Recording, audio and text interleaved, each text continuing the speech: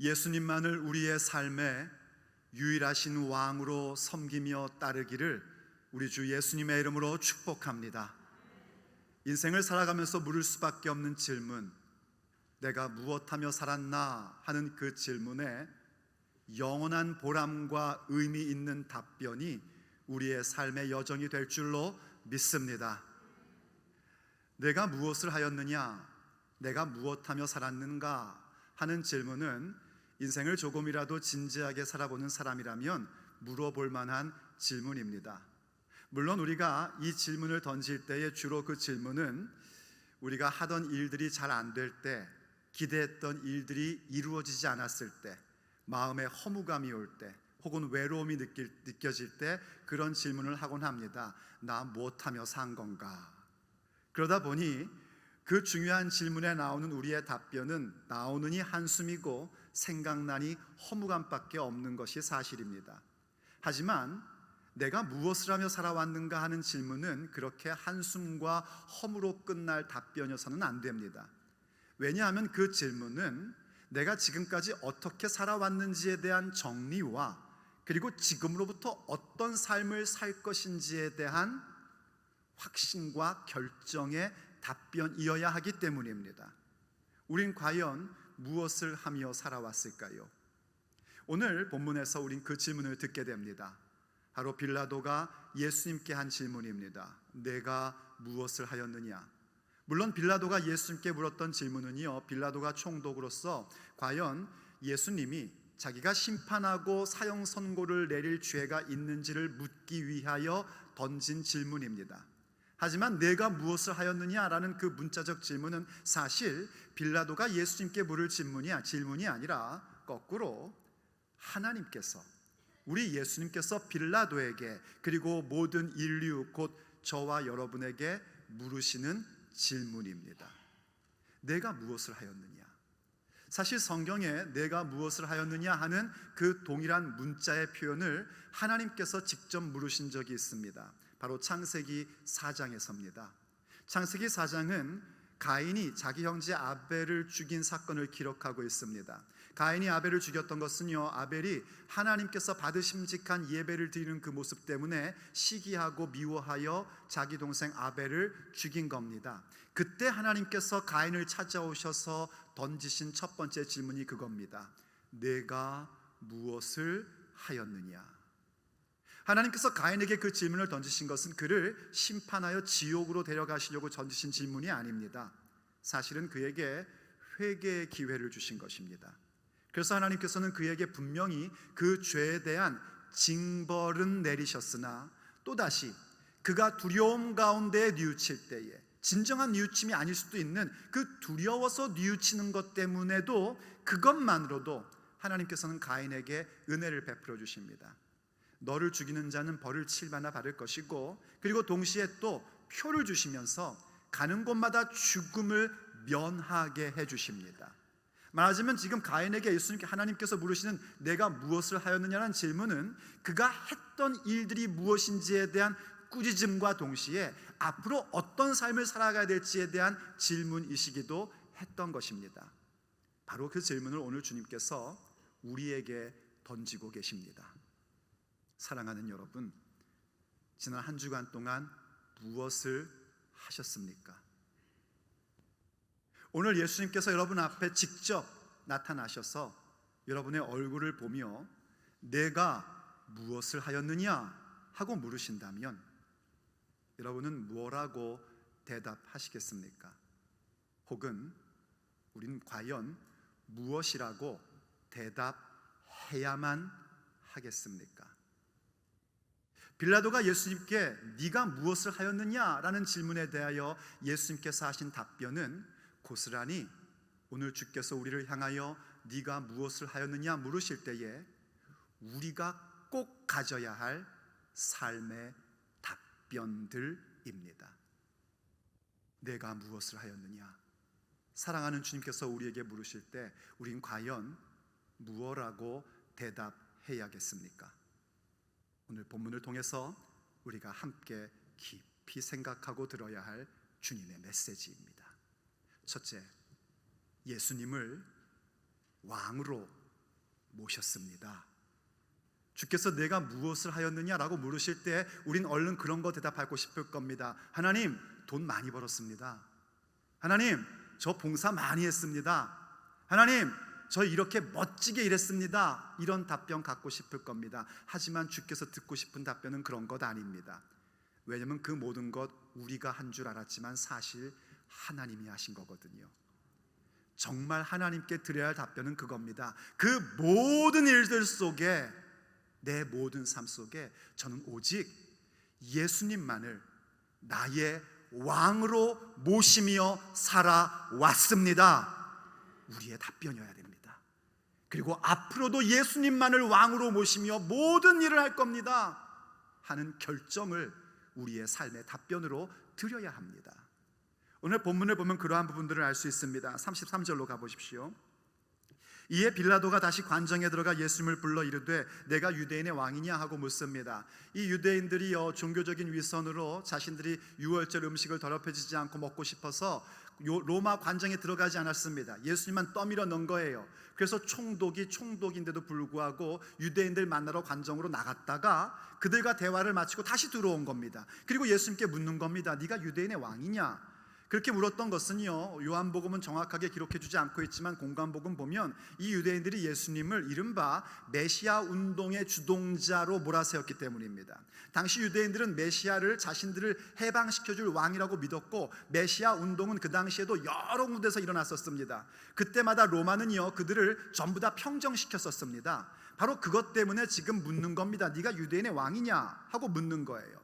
그때 예수님께서 그의 그 질문에 대하여 중요한 질문이기 때문에 그렇다 아니다로 답변하시는 것이 아니라 질문으로 답변을 하십니다. 그 다음 구절 34절을 보십시오. 예수님께서 대답하시되 이는 내가 스스로 하는 말이냐 다른 사람들이 나에 대하여 내게 한 말이냐.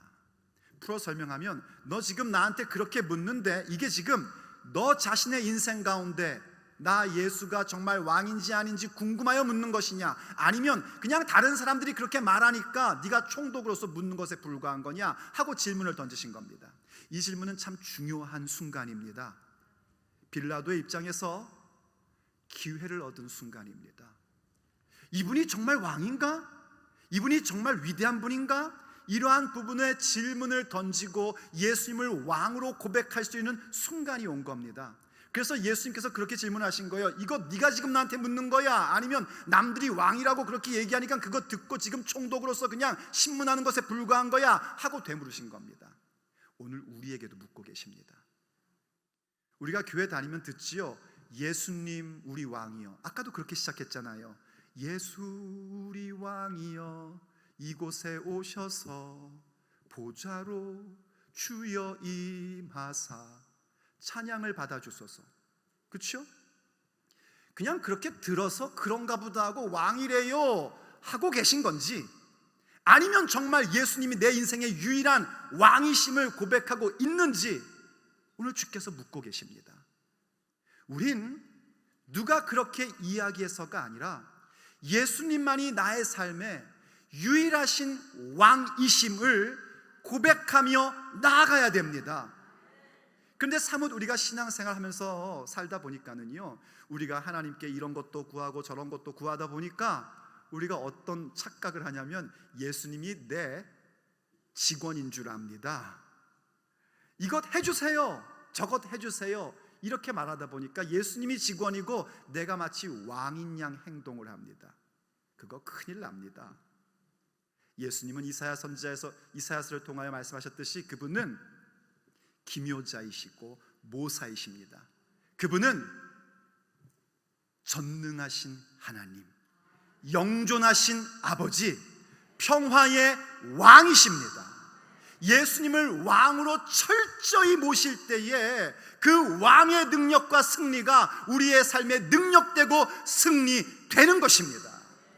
그래서 요한계시록 17장을 보면 그 부분을 확실하게 우리에게 보여주는 장면이 나옵니다. 요한계시록 17장 14절로 가보십시오. 그들이 어린 양과 더불어 싸우려니와. 이때 그들은 누구냐면 요한계시록 17장을 읽어보면 이들은 세상 권세자들과 타락한 종교 지도자들입니다. 이 세상 권세와 타락한 종교가 어떤 짓을 하냐면 교회를 박해합니다. 예수 그리스도를 믿는 자들을 잡아서 가두고 죽여버리고 그런 일들을 하는 거예요. 어마어마한 권세를 가지고 그렇게 나오는 겁니다. 그러니 교회는요, 그들을 과연 이길 수 있을까 싶은 거예요. 그런데 반드시 이깁니다. 왜냐하면 그들이 그렇게 예수 그리스도를 따르는 교회를 박해하고 고생시키고 그렇게 어려움을 주는 것은 누구를 대항하여 싸우고 있는 것인가? 어린 양을 대항하여 싸우고 있는 일이기 때문입니다. 근데 그 어린 양이 어떤 존재인고 하니 그냥 눈으로 볼 때는 어린 양이니까 아무 힘이 없어 보입니다. 그저 십자가에 달려 죽으니 죽임당하는 어린 양으로밖에 보이지 않습니다. 하지만 그분의 실제 정체는 누군가? 계속 보십시오. 어린 양은 만주의 주시요 만왕의 왕이심으로 그들을 이기실 터이요. 할렐루야. 어린 양인데 실제는 누구시냐면 만왕의 왕, 만주의 주이십니다. 그분만이 진정한 왕이시란 말입니다. 그래서 어떠한 현상이 일어나는가? 또 그와 함께 있는 자들, 바로 그 어린 양과 함께 있는 자들인데 그들은 어떤 존재냐면 부르심을 받고 택하심을 받은 진실한 자도 이기리로다. 예수 그리스도와 함께하는 자들은 그런 자들입니다. 부르심을 받았기에 여기 있는 자들이에요. 근데 여러분, 부르심 받고 여기 있는 것으로 만족하시면 안 됩니다. 택함 받은 자여야 합니다. 그리고 부르심을 받고 택함 받은 자라는 것은 어떻게 증거되는가? 진실한 자들입니다. 진리를 말하는 자들입니다. 그렇게 택함 받고 부르심을 받고 택함 받고 진실한 자들이 어린 양과 함께하는 자들이고, 그들은 어떤 존재인가? 바로 그 어린 양께서 만주의 주이시며 만왕의 왕이심을 확실히 믿고 고백하는 사람들입니다. 그래서 그들이 승리하는 겁니다. 그래서 그들이 우리의 왕이신 예수님의 승리를 함께 간직하게 되는 것이고, 그래서 그들이 예수 그리스도의 능력이 자신의 삶의 능력임을 경험하며 사는 것입니다. 그게 바로 예수님을 왕으로 섬기는 자들에게 주시는 은혜입니다. 그러니 우리가 주님께서요, 네가 무엇을 하였느냐라고 물으실 때 다른 것을 고백하는 것이 아니라 저는 어떤 순간에도 오직 예수님만을 왕으로 섬겼습니다, 이 고백 가지셔야 됩니다. 그럴 때 우리는 어느새 하나님의 통치 가운데 들어가게 되고 예수 그리스도의 다스림 속에서 우리 아버지의 집, 영원한 하나님 나라를 목적하며 바라보며 나아가는 자들로 세워지는 것입니다. 그래서 두 번째, 주께서 네가 무엇을 하였느냐라고 물으실 때 우리의 답변은 이래야 됩니다. 예수님의 나라를 목적합니다. 내 인생에서 오직 예수님의 나라를 목적하며 살아왔고 지금으로부터도 오직 예수님의 나라를 목적하며 내 삶을 싸우면서 살 것입니다. 우리의 고백이어야 합니다. 다시 본문으로 돌아가 보십시오. 35절입니다. 빌라도가 대답하되 내가 유대인이냐? 내 나라 사람과 대제사장들이 너를 내게 넘겼으니 네가 무엇을 하였느냐? 빌라도가 좀 짜증이 난 것 같습니다. 왜냐하면 그래도 총독 아닙니까? 명색이. 그런데 이게 어떻게 된 게, 유대인들이 하도 고집스럽게 그러니까 자기가 나갔다가 들어왔다가, 이제 나중에 보겠지만요, 몇 번을 나갔다 들어왔다 그럽니다. 그러니까 얼마나 기분이 언짢겠습니까? 그러다 보니 예수님의 그 중요한 질문, 네가 나를 왕으로 정말 궁금해하는 것이냐, 아니면 남들이 말하니까 그렇게 묻는 것에 불과하냐 하는 그 중요한 질문에 바른 답변을 갖지 못합니다. 되레 하는 말이, 내가 유대인이냐? 네 나라 사람들이, 니네 대제사장들이 나에게 너를 넘겼잖아, 너 뭐 했는데? 하고 이러고 버리는 겁니다. 참 세상은 지독하게도 예수님의 왕권을 받아들이려고 하지 않습니다. 어떻게 해서든지 그것을 벗어나려고 합니다. 그래서 예수님께서 이제 그의 그 질문에 아주 중요한 답변을 주십니다. 36절입니다. 예수님께서 대답하시되 내 나라는, 예수님의 나라는, 하나님의 나라는 이 세상에 속한 것이 아니니라. 만일 내 나라가 이 세상에 속한 것이었더라면 내 종들이 싸워 나로 유대인들에게 넘겨지지 않게 하였으리라. 이제 내 나라는 여기에 속한 것이 아니니라 하고 말씀하십니다. 그러니까 예수님의 나라가 이 세상에 속한 것이 아님을 분명하게 말씀해 주십니다. 맞아요, 여러분. 하나님의 나라는 이 세상 나라와 같은 것이 아닙니다. 그 얘기는 이 세상 나라가 세워지는 것과 동일하게 세워지는 것이 아닙니다. 세상 나라는 정복하고 싸우고 인간의 방법으로 그렇게 나라가 세워지는 것이나 예수님의 나라는 세상 사람의 방법으로 세워지는 게 아닙니다.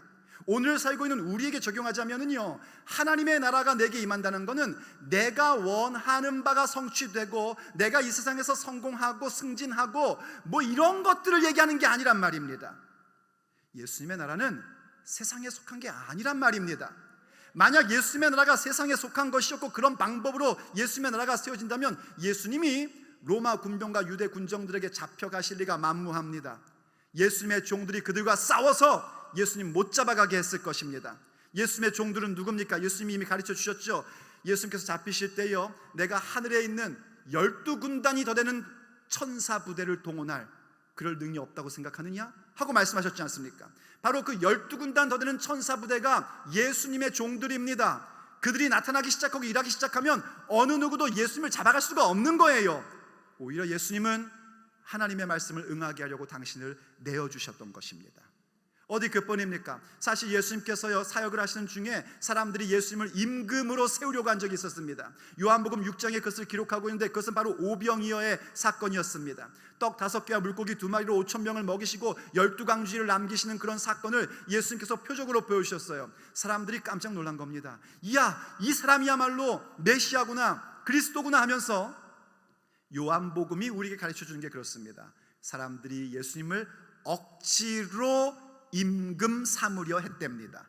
그때 억지로라는 것은 예수님이 하고 싶지 않은 데서 하게 했다는 말도 되고요, 동시에 강력하게 예수님을 임금으로 세우려고 했다는 겁니다.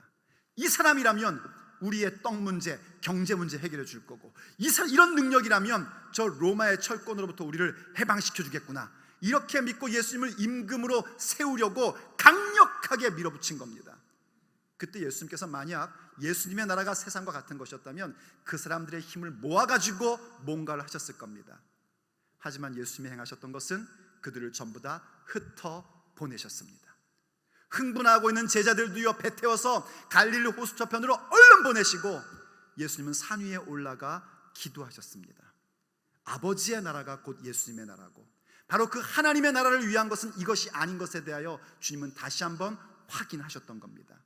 어찌어찌해서요, 사람들이 다시 그 갈릴리 호수 저편에서 저편까지 예수님을 찾아왔어요. 수많은 군중들이 찾아온 겁니다.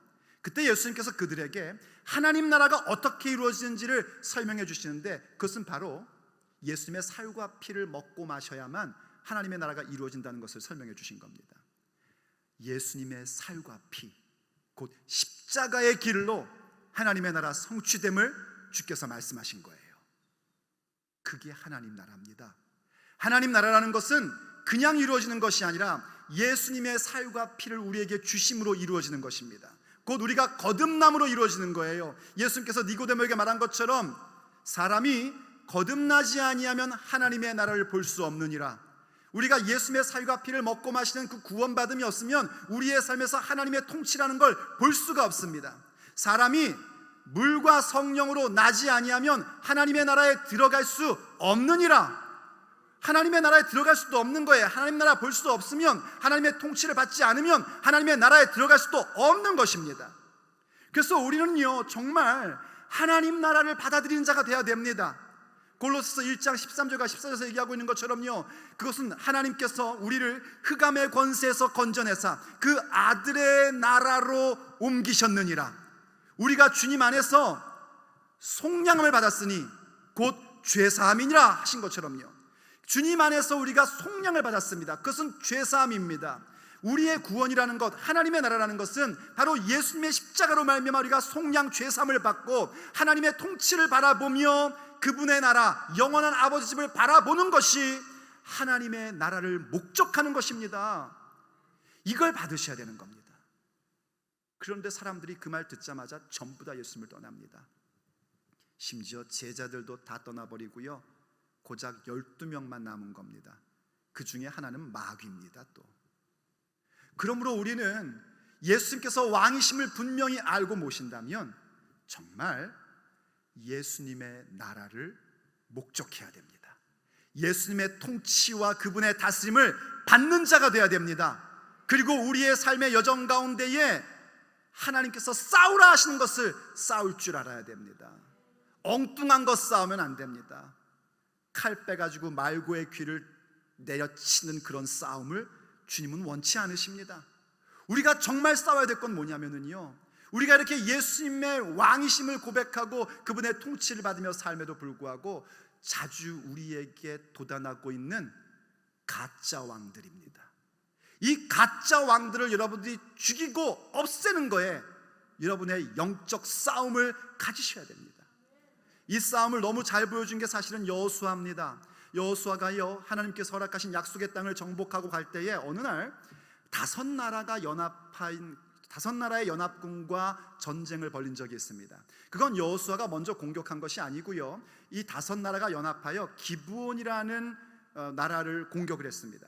이 기브온이라는 나라는 어떤 나라였냐면 여호수아와 이스라엘과 언약을 맺은 나라였습니다. 이스라엘을 주인된 나라로 섬기고 자신들이 종된 나라가 되기로 했던 거예요. 이 소식을 들은 주변의 국가들이 이거 안 되겠다 싶어가지고요, 다섯 나라가 연합해서 기브온을 친 겁니다. 기브온이 왕도같이 큰 성을 갖고 있는 나라였지만 이 다섯 나라가 연합해서 덤비니까 어찌할 바를 힘이 없는 거예요. 그래서 얼른 여호수아에게 가서 도와달라고 합니다. 그랬더니 사실 여호수아와 이스라엘이 기브온과 언약을 맺은 것은 기브온에게 속아가지고 한 거거든요. 누구와 속아서 계약을 맺었다고 한번 생각해 보세요. 얼마나 화가 나요. 그러면 아이고 꽃이다, 너 한번 좀 당해봐라. 약속은 한 거니까 내가 너 도우러는 가지만 내가 빨리 안 간다. 내가 너희들 한참 당한 다음에 가겠다. 우린 꼭 그럴 것 같은데 여호수아는 그렇게 하지 않습니다.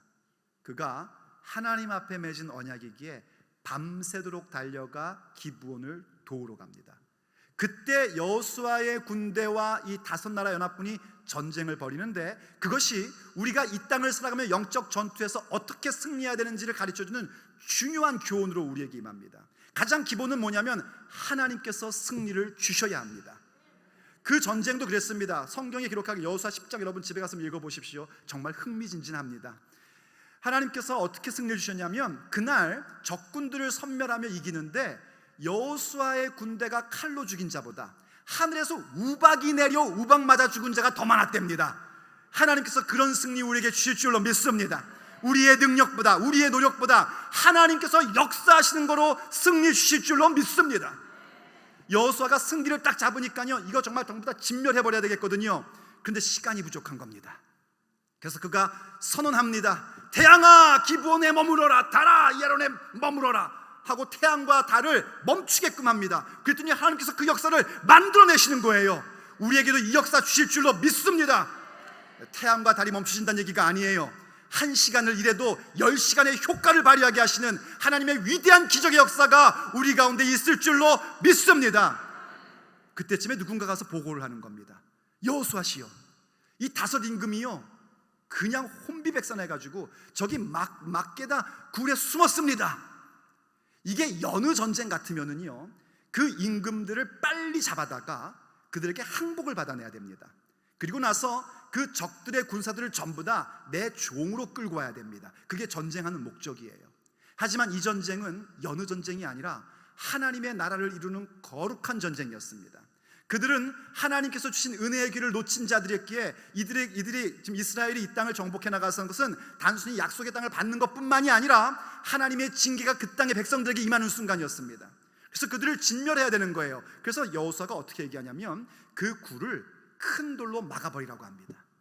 그 다섯 왕들을 큰 돌로 막아버리라 하고 뭘 하라고 하냐면 그 주력 부대를 추격하라고 합니다. 이게 영적 전투의 방법입니다.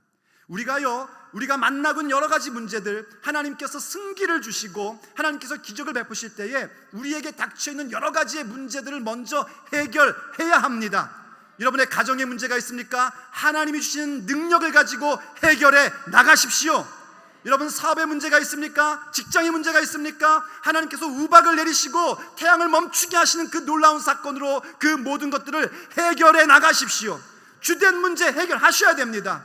목사님 저는요 너무 바빠가지고요 아이들이랑 놀아줄 시간이 없어요. 걱정하지 마시고요, 하나님 의지하고 1시간이라도 놀아주세요. 그 1시간 놀아준 것이 여러분의 자녀에게는 10시간 놀아준 효과가 나타나게 될 줄로 믿습니다. 하나님이 일하시면 가능합니다. 그렇게 승리를 한 겁니다. 주력 부대를 공격하게 하고 주된 문제부터 해결을 한 겁니다. 그런데 그 다음이 중요합니다. 우리는 거기서 끝났다고 생각해요. 그저 우박이 내리고 태양과 달이 멈춰진 것으로 만족해버립니다. 그래서 우리가 갖고 있던 주된 문제, 그게 재정의 문제든 가정의 문제든 건강의 문제든 그 문제 해결되면 다 됐다고 생각합니다. 아니란 말입니다. 그때 해야 될 것이 뭔가? 그 동굴에 가둬놨던 5 왕을 끌고 나와야 합니다. 여호수아가 사람들에게 명령합니다. 그 5 왕을 끌고 나와라 하는데 성경이 그 5 왕의 이름을 이렇게 얘기를 해줍니다. 한번 여호수아 10장 23절을 가보십시오. 그들이 그대로 하여 그 5 왕들 곧 예루살렘 왕과 헤브론 왕과 야르뭇 왕과 라기스 왕과 에글론 왕을 굴에서 그에게로 끌어내니라. 5 왕인데 그 왕들의 지역 이름을 얘기하고 있는 겁니다. 예루살렘, 여러분 교회 다니신 분들은 예루살렘이라는 지명 잘 아시죠? 그건 평화라는 의미를 갖고 있는 지역입니다. 헤브론, 성경을 좀 읽어보신 분들은 이 헤브론이라는 곳이 얼마나 유서 깊은 자리인지 아십니다. 그 뜻은 연합과 일치, 교제라는 의미를 갖고 있는 단어입니다. 야르뭇, 이 야르뭇이라는 건 익숙하진 않지만은요, 저 여러분께 설명드리자면 이거는 높은 곳이라는 의미입니다. 높은 곳. 그리고 라기스, 이 라기스라는 것은 어떤 학자들은 이렇게 어떤 완고함, 힘센 그런 느낌이 있다는데 모든 학자들의 공통점은 뭐냐면 이게 도대체 무슨 의미인지 모른다는 겁니다. 그리고 어원도 알 수가 없다는 거예요. 유대인들이 어떤 단어에 대하여 어원을 모르고 의미를 모르면 어떤 느낌을 갖는가 하니 신비라는 느낌을 갖습니다. 신비. 그리고 마지막 에글론, 송아지 같은 이란 뜻입니다. 송아지는 성경에서 뭘 상징하냐면 부, 물질, 황금 이런 것들을 의미하는 겁니다.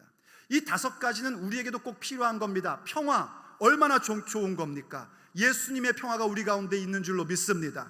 교제, 그렇죠. 예수님과 교제하고 예수님을 중심으로 한 교제가 우리에게 반드시 있어야 됩니다. 아르뭇, 높은 곳, 우린 저 높은 곳을 향하여 가는 자들입니다. 라기스, 신비라는 것도 굉장히 중요한 거예요. 하나님은 신비십니다. 어떻게 하나님께서 우리를 사랑하여 그 독생하신 아들을 죽이실 수가 있습니까? 그야말로 신비입니다. 사람에게도 신비는 굉장히 중요한 거예요. 신비로움을 추구하면서 테크놀로지가 발전되는 겁니다.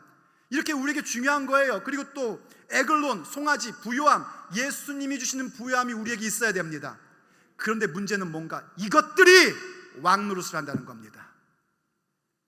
평화, 일치, 교제, 높은 위치에 오르는 것, 승진하고 성공하는 것, 신비로움을 찾아가는 것, 그리고 부유함을 갖는 것, 이건 하나님께서 우리에게 분명히 주시는 것들인데 그 주신 것들이 왕노릇하게 해서는 안 된다는 겁니다.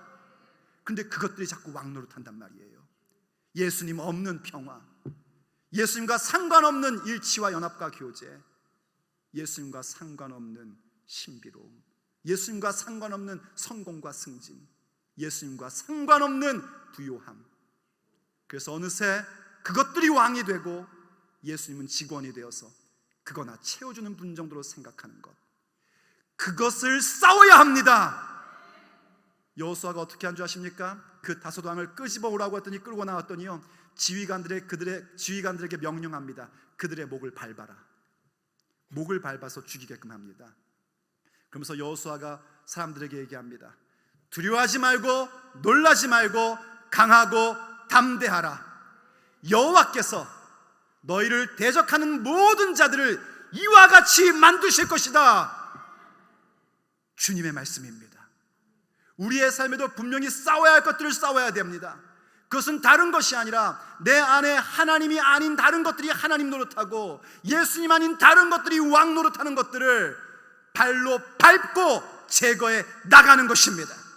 그것이 바로 하나님의 나라를 목적하는 자들의 투쟁이며 싸움인 것이에요. 그래서 주님께서 너희가 무엇을 하였느냐라고 물으실 때에 우리는 그렇게 답해야 됩니다.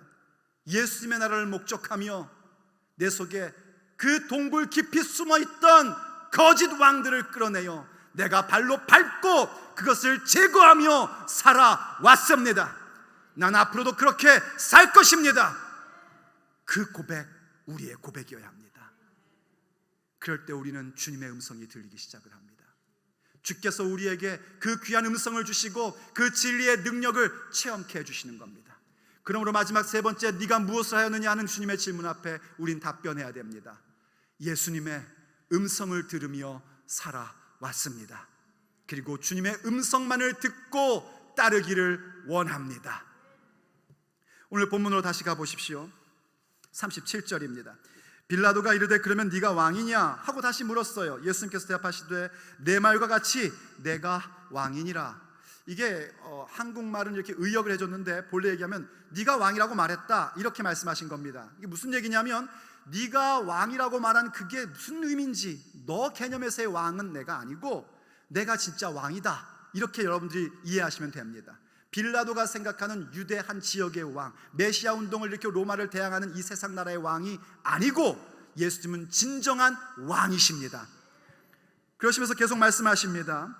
내가 이를 위하여 태어났으며 이를 위하여 세상에 왔나니 곧 진리에 대하여 증언하려 함이로다. 예수님께서 이 땅에 오신 목적도 바로 그렇게 하나님의 나라, 예수님의 나라를 선포하고 세우시기 위함인 겁니다. 그러므로 우리의 인생의 목적도 하나님의 나라를 세우며 하나님의 나라를 목적하는 것이 우리의 삶의 비전이어야 하는 것입니다. 그러면서 그 다음 중요한 얘기를 하십니다. 무릇 진리에 속한 자는 내 음성을 듣느니라 하신대, 빌라도가 이르되 진리가 무엇이냐 했던 겁니다. 여기 진리에 속한 자는 뭘 의미하냐면요, 예수님께 속한 자를 의미하는 것입니다. 예수님께 속한 자는 예수님의 음성을 듣습니다.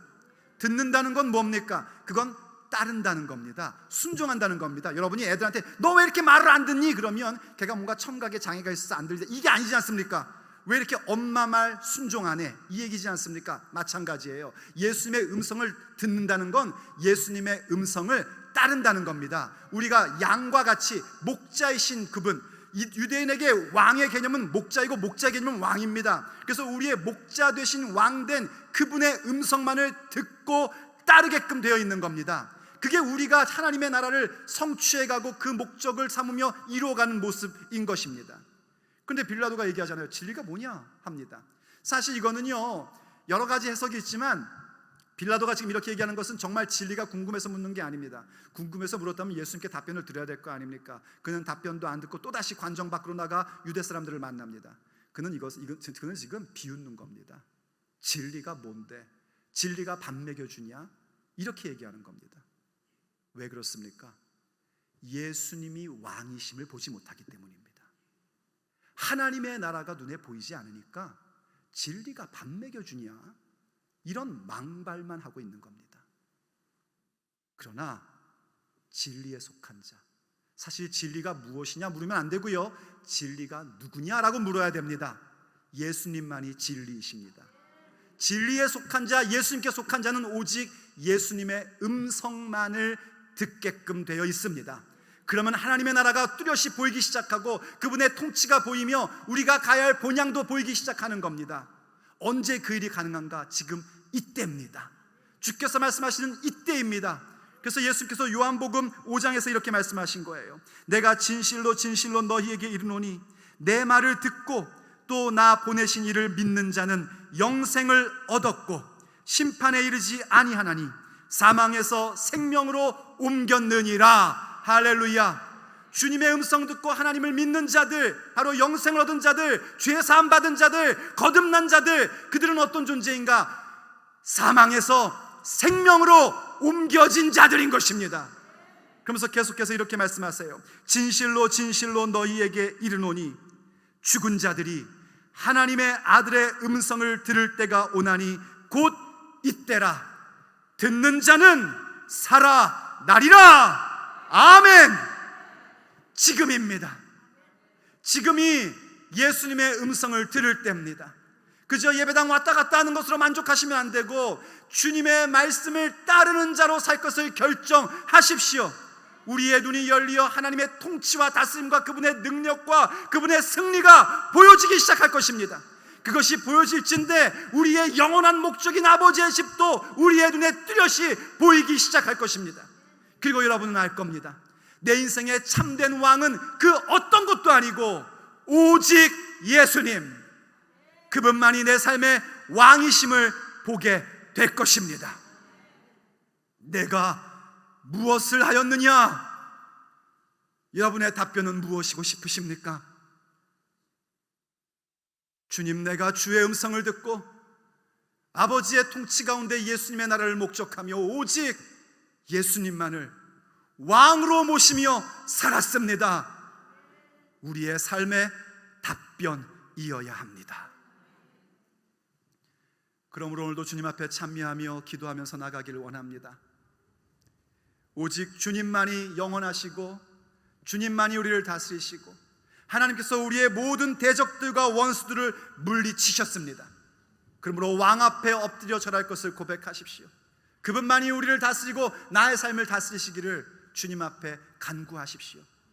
그리고 언제든지 내가 무엇을 하였느냐라고 물으실 때에 우리가 주님께 드릴 수 있는 그 삶의 답변을 드리겠노라고 고백하십시오. 그분의 왕권이, 그 왕의 능력이 우리의 삶에 보이기 시작할 것입니다.